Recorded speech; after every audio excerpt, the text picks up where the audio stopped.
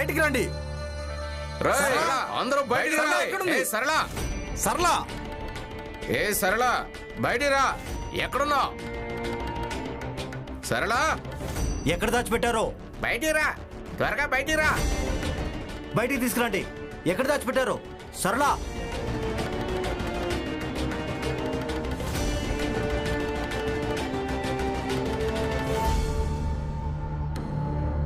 రమాబాయ్ ఎవరు? తను మా సంఘంలోని కోడల్ని ఇక్కడికి తీసుకొచ్చిందంట. నేనే రమను.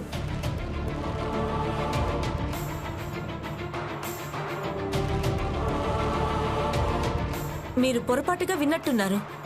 నేనెవ్వరిని బలవంతంగా ఇక్కడ తీసుకురాలేదు. నిజానికి మీ జాతిలోని ఒక అమ్మాయి తడబడుతుంటే నేను తన చెయ్యి పట్టుకొని సహాయం చేశానంతే. సహాయం చేసేటప్పుడు నీ జాతి మర్చిపోయావా? చూడండి, పీడిత వ్యక్తులందరిది ఒకటే జాతి అవుతుంది, పీడితులు. ఇక వాళ్ళకి సహాయం చేయడానికి ఏదో ప్రత్యేక జాతి వాళ్ళు కావాల్సిన అవసరం లేదు. నిజానికి మంచితనం ఉండడం అవసరం.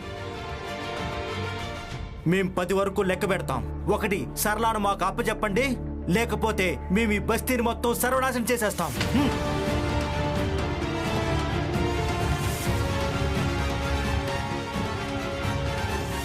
బస్తీని అలా ఎలా సర్వనాశనం చేస్తారు?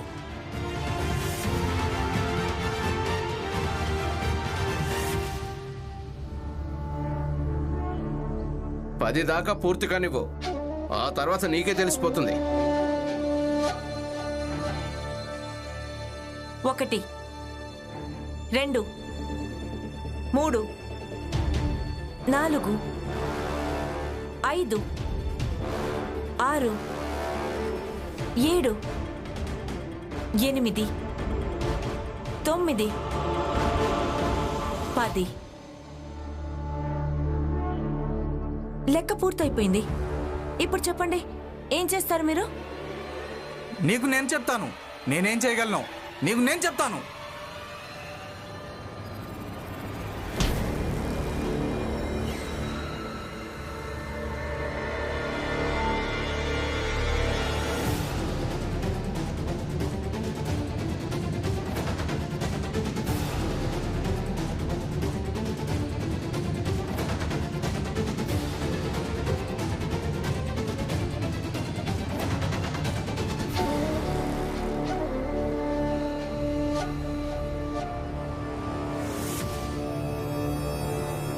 తను నా భార్య.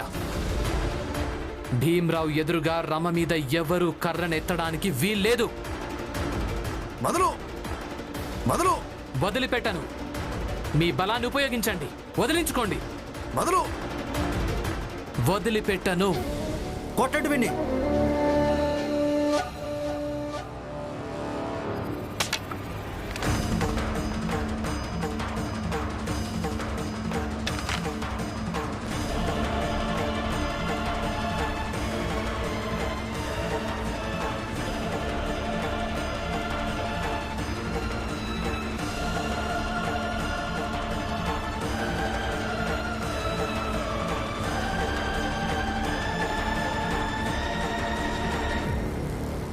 నేను రిటైర్డ్ మిలిటరీ ఆఫీసర్ని.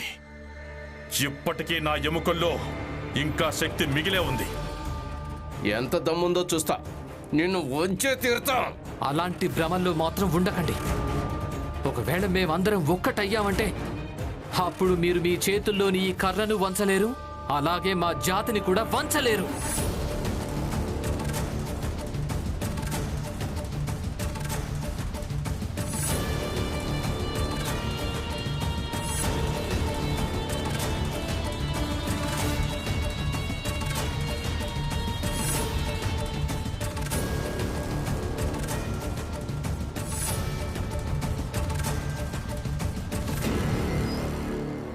మీరందరూ ఆగండి. నేనే నిర్ణయిస్తాను. నువ్వే నిర్ణయం తీసుకుంటావు.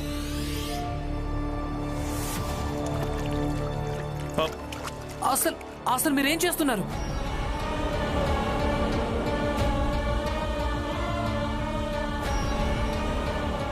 అసలు నేనే లేకుంటే అప్పుడు ఈ గొడవ కూడా ఉండదు. ఏంటి? అంత మాట అనకండి. చూడండి, మీరు ఇలా చేయకండి. ప్రాణాన్ని మించింది ఏది ఉండదు. మీరే తప్పు చేయనప్పుడు మీ ప్రాణాలు ఎందుకు ఇస్తున్నారు? అలా చేయకండి. లేదు రమా, నేను చనిపోవడమే మంచిది. తర్వాత ఈ సమస్యలు అనేవే ఉండవు. సరే అయితే, మీకు వాళ్లకు మధ్య సమస్య ఉంటే ఈ నిప్పులాటలో వీళ్ళని కూడా కలుపుకోండి. మీతో పాటు వీళ్ళని కూడా కాల్చేయండి.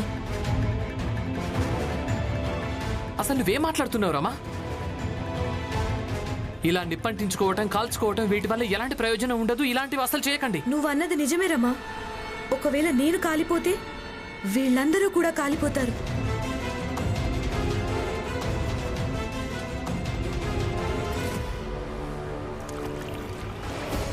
అసలు అసలు మీరేం చేస్తున్నారు? చూడండి, హక్కుల పోరాటంలో నిప్పంటించుకోవటం మాటలు ఎందుకంటున్నారు మీరు?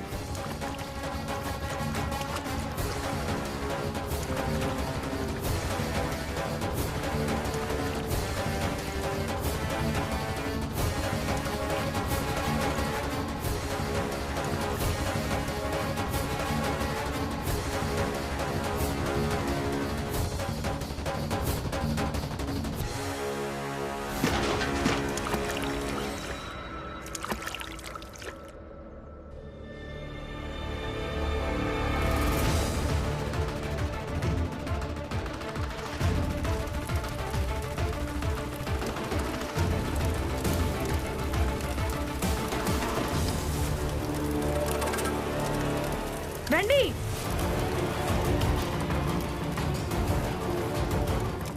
రండి, నన్ను మీతో పాటు తీసుకెళ్ళండి.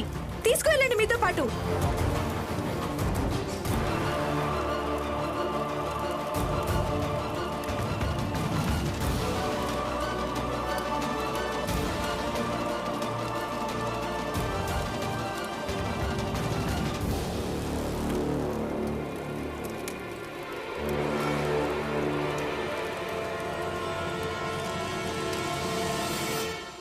సరళ గారు, మీరు తప్పు చేశారు.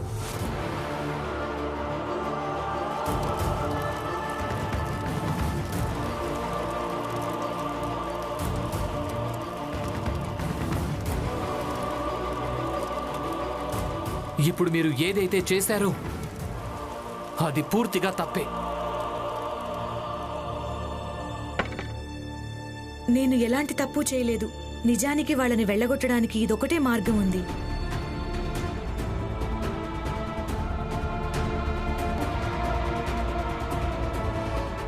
సర్లక్క నూనె దెబ్బను తీసుకొచ్చినప్పుడు తనేం చెయ్యబోతుందో నేను అర్థం చేసుకున్నాను.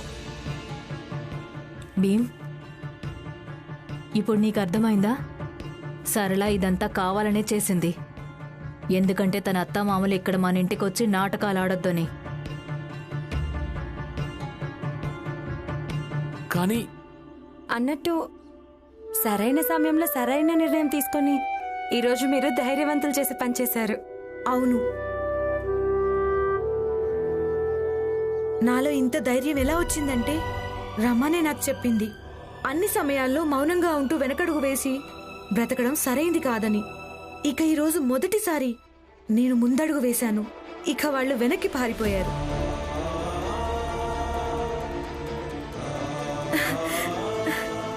ధన్యవాదాలు రమా. ఈ రోజు నాకు చాలా సంతోషంగా ఉంది, చాలా సంతోషంగా.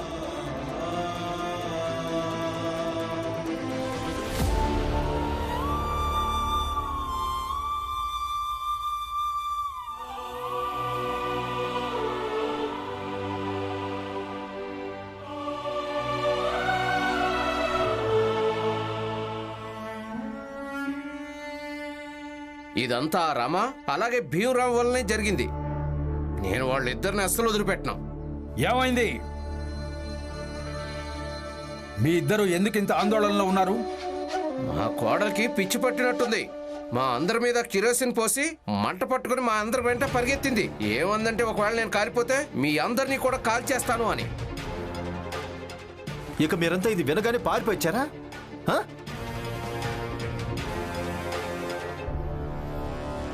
మీ కోడలికి పిచ్చి పట్టలేదు. మిమ్మల్ని అందరినీ పిచ్చి వాళ్ళని చేసింది. అసలు తను ఏమీ చెయ్యలేదు. మిమ్మల్ని మూర్ఖులను చేసింది. మిమ్మల్ని అందరినీ భయపెట్టింది అంతే. మా అందరి మీద కిరోసిన్ పోసింది. ఇక మంట పెట్టుకొని మా వెంట పడింది. ఇక మీరే ఏం చేయదంటున్నారా? అక్కడ భీమరావు ఉన్నాడు కదా. అవును, అయితే ఏమీ జరగదు. నాకు ఆ భీమరావు గురించి చాలా బాగా తెలుసు. మీ కోడలికి కాదు కదా, వాడు మీ అందరికీ కూడా ఏమీ కానిచ్చేవాడు కాదు.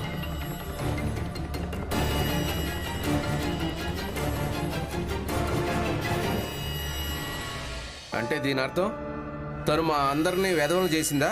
అవును. అరే మా కోడలైతే చాలా మంచిది. నిజానికి ఆ భీమ్ రమ కలిసి తనని ఇలా తయారు చేశారు.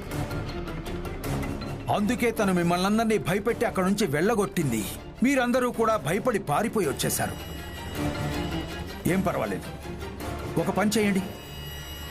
ఇప్పుడు మీరందరూ తనను భయపెట్టి మళ్ళీ ఇంటికి తీసుకుని రండి.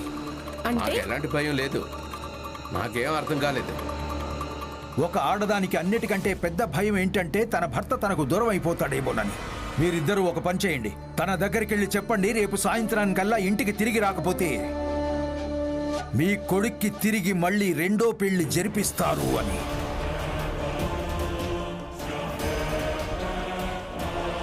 విన్నారా? అందరు విన్నారా? ఇక ఈ విషయాన్ని మీరు బాగా అర్థం చేసుకోండి. ప్రచండదేవ్ గారు ఏం చెప్పారో అలా చేయండి. సాయంత్రానికల్లా కోడలు ఇంటికి వచ్చేస్తుంది. అయితే నా కొడుక్కి రెండో పెళ్లి అనే వార్త తీసుకొని నేనే స్వయంగా దాని దగ్గరికి వెళ్తాను. శభాష్.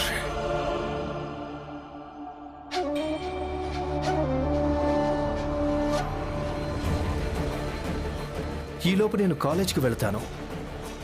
భీమ్ కోసం అక్కడ కూడా డ్రామా సాగుతుంది కదా.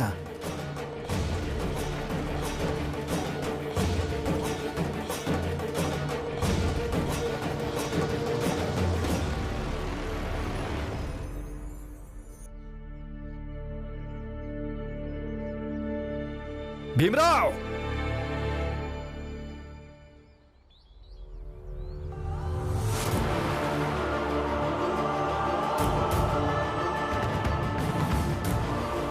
రేపు కూడా సమయానికి ఇదే కాలేజ్కి వస్తాను.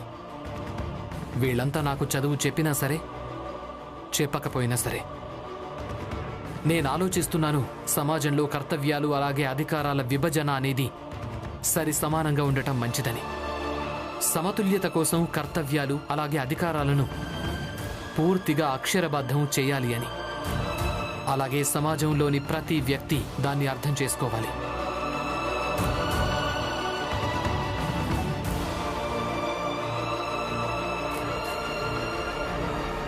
సంతోషమా?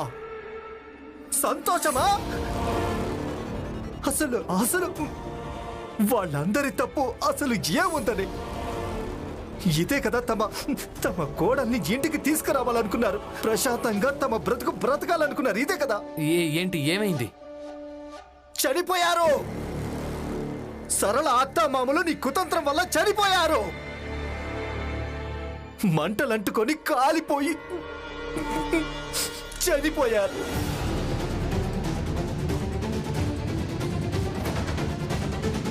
చనిపోయారా? కాదు, వాళ్ళు నీ కారణంగానే చనిపోయారు భీమరావ్. నువ్వు రమను రెచ్చగొట్టకుండా ఉండుంటే అప్పుడు రమ వాళ్ళ కోడల్ని రెచ్చగొట్టేది కాదు, వాళ్ళ మీద కిరోసిన్ పడేది కాదు, ఇక వాళ్ళు కాలేవాళ్ళు కాదు. వాళ్ళు కాలిపోతున్నప్పుడు కేకలేస్తుండొచ్చు. వాళ్ళ కేకలు, వాళ్ళ బాధకు బాధ్యుడివి నువ్వే. వాళ్ళ చావుకి బాధ్యుడివి నువ్వే భీమరావ్.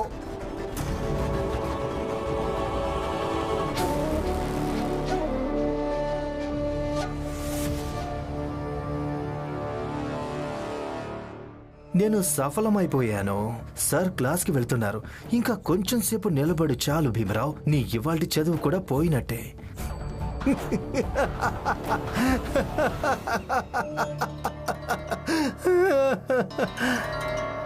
ఈ నరోత్తమ్ జోషి కూడా అద్భుతమైన నటుడే.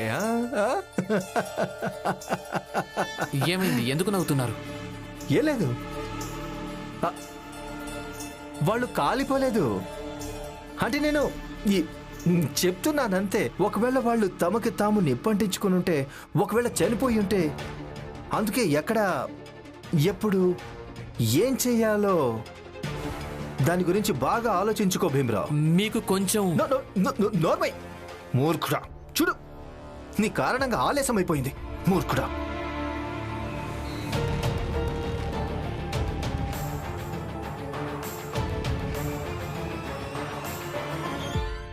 May come in sir? రా కూర్చో.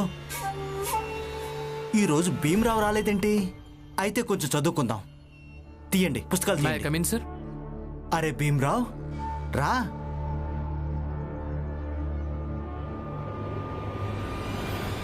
ఆగో, ఇదేమైనా ధర్మశాల? నీకెప్పుడు అనిపిస్తే అప్పుడు రావడానికి. బయటికెళ్ళి మైదానంలో నిలబడు.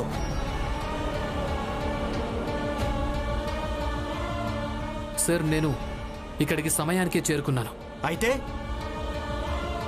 ఈయనే నన్ను బయట ఆపేశారు. ఏవో కట్టు కథలు చెప్పడం మొదలుపెట్టారు. ఇక ఇందులో నా తప్పేముంది? చూసారా, వినండి, ఇందులో కూడా నా తప్పే ఉంది కదా.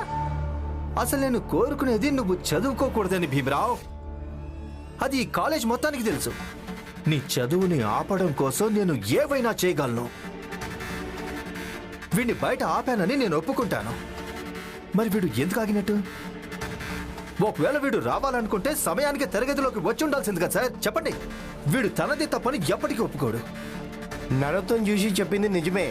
సాధారణంగా భీమరావు చాలా తెలివి చూపిస్తుంటాడు. మరి ఇక్కడ తన తెలివి గడ్డి మోయడానికి వెళ్ళిందా?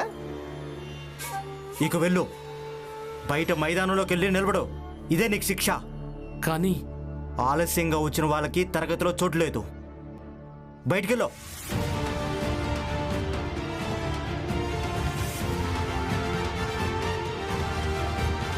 పిల్లలు, ఈరోజు ఒక పాఠం చదువుకుందామా? చెప్పండి గురుగారు. సరే, పుస్తకాలు తీయండి.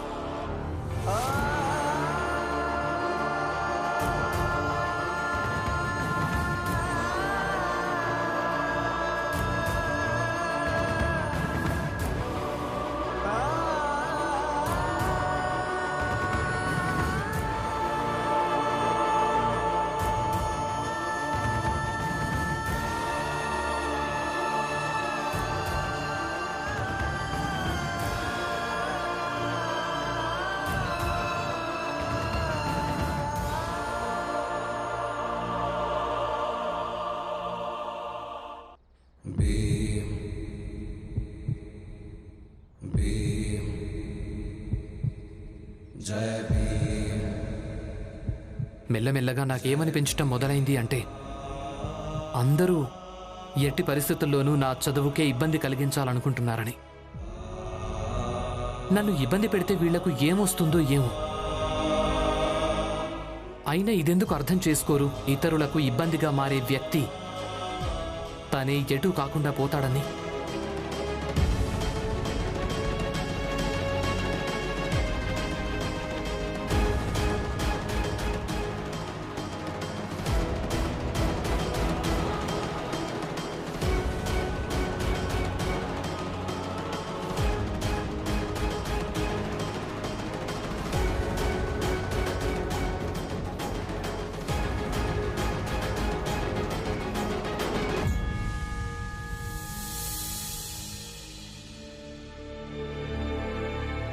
భీమ్, మీ క్లాసు జరుగుతోంది కదా, నువ్వు బయటెందుకు కూర్చున్నావు?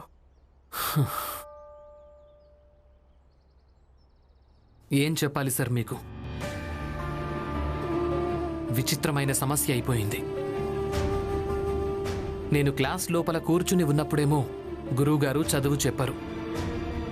ఇక ఆయన చదువు చెప్పాలనుకున్నప్పుడు నన్ను క్లాస్ బయటకి పంపించేస్తున్నారు. అంటే ఏమైంది భీమ్? ఏమైందంటే సార్, ఆగో, ఇదేమైనా ధర్మశాల? నీకు ఎప్పుడు అనిపిస్తే అప్పుడు రావడానికి. వెళ్ళు, బయటికి వెళ్ళి మైదానంలో నిలబడు.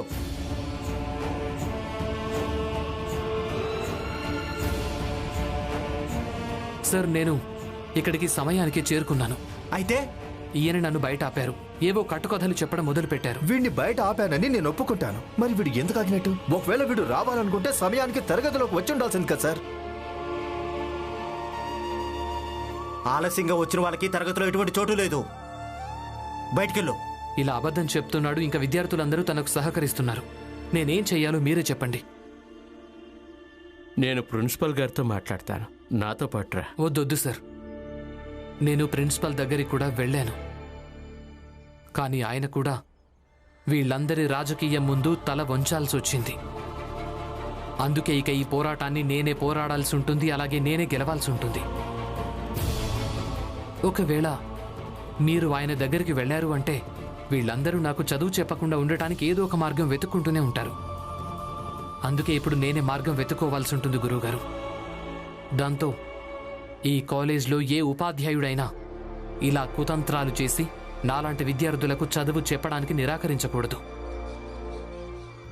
భీమ్రావ్, కానీ పరీక్షలు వస్తున్నాయి కదా, ఒకవేళ నీ చదువు ఇలాగ ఆగిపోతే మార్కులు తక్కువ వస్తాయి.